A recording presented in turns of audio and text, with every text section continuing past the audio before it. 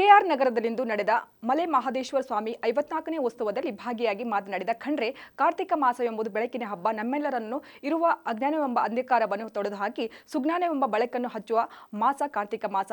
ಈ ಮಾಸದಲ್ಲಿ ವಿವಿಧ ಶಿವ ದೇವಾಲಯಗಳಲ್ಲಿ ವಿಶೇಷ ಪೂಜೆ, ಅರ್ಚನೆ, ಲಕ್ಷ ದೀಪೋತ್ಸವ ಮತ್ತು ಉತ್ಸವವನ್ನು ನಡೆಯುತ್ತವೆ. ಧಾರ್ಮಿಕ ವಿಚಾರಗಳ ವಿನಿಮಯವಾಗುತ್ತದೆ, ಸಹಬಾಳ್ವೆಯ ಮಹತ್ವ ಸಾರುತ್ತವೆ ಎಂದು ಹೇಳಿದರು. ಮಲೆ ಮಹದೇಶ್ವರ ಸ್ವಾಮಿಯವರು ಜನಪದರ ದೇವರು.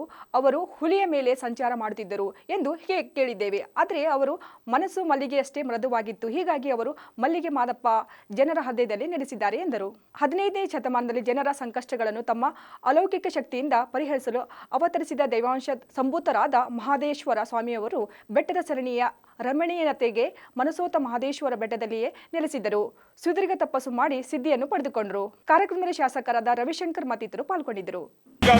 ಕ್ಷೇತ್ರದಲ್ಲಿ ಅದೇ ರೀತಿಯಲ್ಲಿ ಮಲೆ ಮಹದೇಶ್ವರರು ಸಹಿತ ಇಲ್ಲಿ ಇವತ್ತು ಬಂದು ಜನರ ಉದ್ಧಾರಕ್ಕಾಗಿ, ಲೋಕ ಕಲ್ಯಾಣಕ್ಕಾಗಿ, ಜನ ಕಲ್ಯಾಣಕ್ಕಾಗಿ ಅವರು ಘೋರ ತಪಶ್ಚರ್ಯವನ್ನು ಮಾಡಿ ಸಿದ್ಧಿ ಪುರುಷರಾಗಿ, ಪೌರ ಪುರುಷರಾಗಿ ಯಾರು ಭಕ್ತರು ಅವ್ರ ಹತ್ರ ಬಂದರೂ ಅವರು ಕಣ್ಣೀರು ಒರೆಸುವಂಥ ಒಂದು ಕೆಲಸವನ್ನು ಅವರು ಮಾಡಿದ್ದಾರೆ.